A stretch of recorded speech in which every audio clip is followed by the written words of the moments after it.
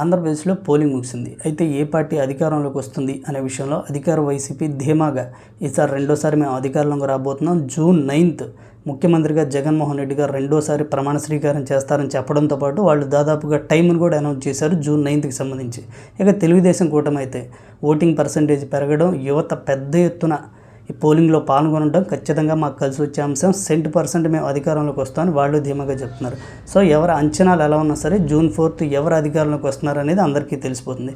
ఈలోపు చాలా సంస్థలు పోస్ట్ పోల్ సర్వే నివేదికలను అయితే బయటపెడుతున్నాయి.